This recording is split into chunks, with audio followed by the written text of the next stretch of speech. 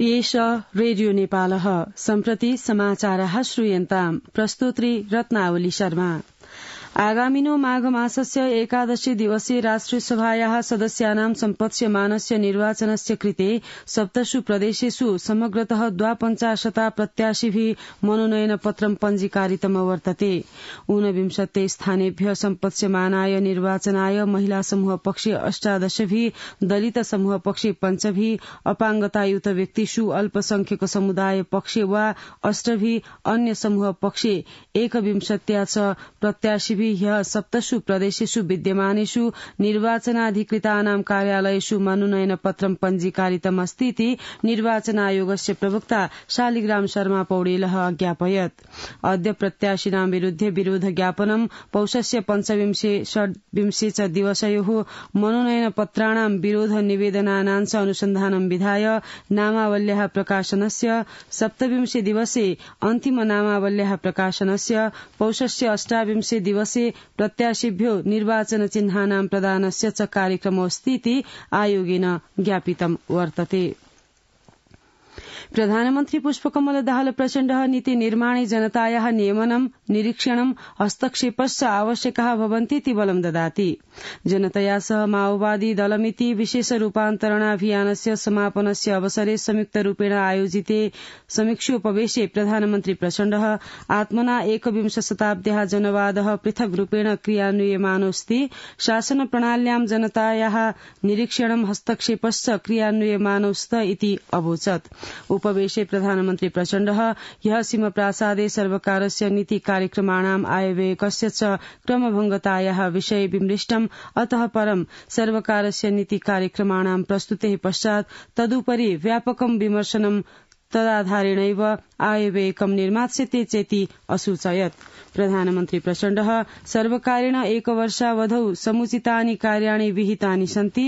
अनेन च देशाभ्यन्तरे बहिश्च उत्साहोऽपि आगतोऽस्तीत्यतः सर्वकाराय सहयोक्तुं दलपङ्क्तिः अन्नरुणात्। प्रधानमन्त्री प्रचण्डः शीघ्रमेव दलस्य स्थायी समितेः उपवेशनं समायोज्य विधान सम्मेलनस्य पूर्वकार्याणि सम्पादयिष्यन्ति। तेन च दलम् अतिरिक्तं सुव्यवस्थितं सम्पादयिष्यते चेति अवदत्। ह्य एव प्रधानमन्त्रिणा पुष्पकमल दाहाल प्रचण्डेन उद्योगानां सञ्चालनाय उद्योगै प्रदेय वित्तस्य ग्रहणाय च मध्यमार्गिणम् उपायम् अन्वेष्टुं सम्बद्ध निकायाः अनुरुद्धा वर्तन्ते।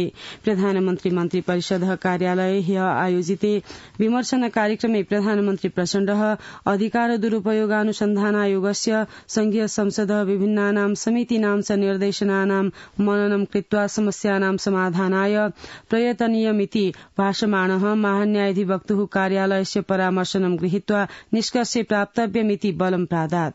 उपवेशे ऊर्जा जलस्रोत सेचन मन्त्री शक्ति बहादुर बस्नेत सर्वकारस्य पार्श्वे स्थितानां तथ्यानां प्रचलित विधेश्च अनुसारेण उद्योगैः प्रदेय वित्तेन सम्बद्धं विवादं शीघ्रं समाधातुं मन्त्रालयः प्रयासरतोऽस्ति इति असूचयत्। उपवेशे उद्योग वाणिज्यापूर्ति मन्त्री रमेश रिजालः उद्योगिभिः उत्थापितासु याचनासु उचित याचनाः सम्बोधयितुं शक्यन्ते इति भाषमाणः उद्योगानां सञ्चालनाय मन्त्रालयेन समन्वयः विधीयमानोऽस्ति इति असूचयत्। प्रधानमन्त्री पुष्पकमल दाहाल प्रचण्डः सहकारी संस्थाभिः पीडितानां जनानां समस्यानां समाधानाय प्रस्तावम् आनेतुम् अर्थ मन्त्रालयं निर्दिशति। प्रधानमन्त्री मन्त्री परिषदः कार्यालये ह्यः आयोजिते विमर्शने प्रधानमन्त्री प्रचण्डः सहकारी संस्थानां समस्यानां समाधानाय वस्तुगतं प्रयासं चालयितुं निरदिशत्। तदवसरे अर्थमन्त्री डाक्टर प्रकाश शरण महत सहकारिणां निश्चितायाः सीमायाः उपरि नियमनं नेपाल राष्ट्र कोषागारेण विधातुं निर्णय अग्रे गन्तव्यमिति परामृष्टवान्। उपवेशे मुख्य सचिवः डाक्टर वैकुण्ठ अर्यालः सहकारी संस्थानां समस्यानां सम्बोधनत्वेन नियमनं प्रबन्धयितुं निक्षेपकोषस्य विधेय प्रबन्धाय व्यावहारिकं रूपं प्रदातुं च आवश्यकता अस्ति इति प्रावोचत्। तत्पूर्वं प्रधानमन्त्री प्रचण्डः सर्वकारस्य नीति कार्यक्रमाणाम् आयव्ययकस्य च परम्परागत संरचनायां व्यापक रूपान्तरणाय विहितायाः प्रतिबद्धतायाः अनुसारेण नीति कार्यक्रमाणाम् आयव्ययकस्य च संरचनायां निर्माण प्रक्रियायां च व्यापकतया परिमार्जनत्वेन अर्थ मन्त्रालयेन राष्ट्रिय योजना आयोगेन च सह विमृष्टवान् आसीत्। आगामिनः आर्थिकवर्षस्य नीतिकार्यक्रमेषु आयव्ययके च व्यापकं रूपान्तरणं विधातुं नीति कार्यतालिकानां परिमार्जनाय च प्रधानमन्त्रिणा प्रचण्डेन विमर्शनम् आहूतम् इति प्रधानमन्त्रिणः सचिवालयेन स्पष्टीकृतं वर्तते। नेपाले कोरोना विषाणोः JN.1 नाम्नी नूतन प्रजातिः पुष्टिभूता अस्ति। स्वास्थ्य जनसंख्या मन्त्रालयस्य प्रवक्ता डाक्टर प्रकाश बुढाथोकी नेपाले कोरोना विषाणुः JN.1 नाम्नी नूतन प्रजातिः प्रथमवारं पुष्टिभूता अस्ति इति अज्ञापयत्। राष्ट्रिय जनस्वास्थ्य प्रयोगशालायां 16 निदर्शनानां परीक्षणे विहिते 7 निदर्शनेषु JN.1 इति नूतन प्रजातिः पुष्टिभूता वर्तते। कोरोना विषाणुः JN.1 नाम्नी नूतन उपप्रजातिः मासावधौ आविश्वं तीव्ररूपेण प्रसृयमाणा अस्ति।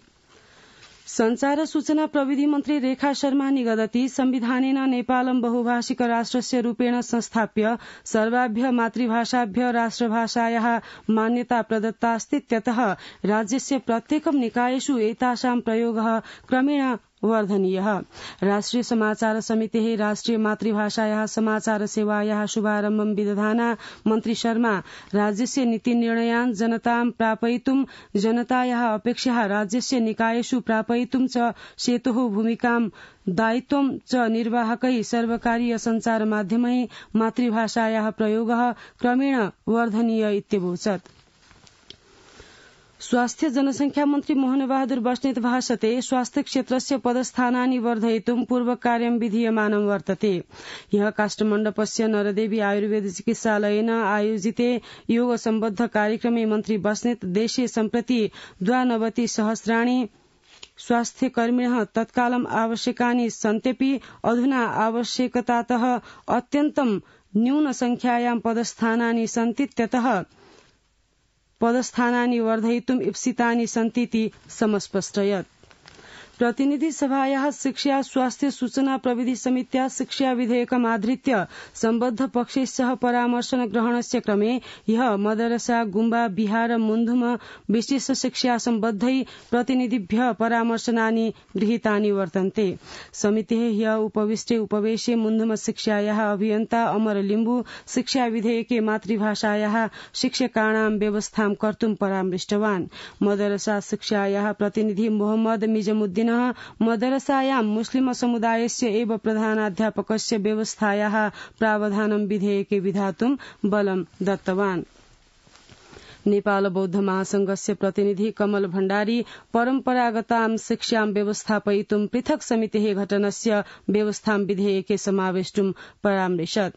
उपवेशे विशेष शिक्षा परिषद शिक्षक प्रतिनिधि अनिल अम्गाई सम्प्रति विशेष कक्षा सञ्चालने संलग्नाः 270 शिक्षकेभ्य 800 विद्यालय कर्मचारिभ्यश्च एकवारम् आन्तर प्रतिस्पर्धया स्थायी सेवायै व्यवस्थां विधातुं समित्यै परामृष्टवान् इति समाचारः।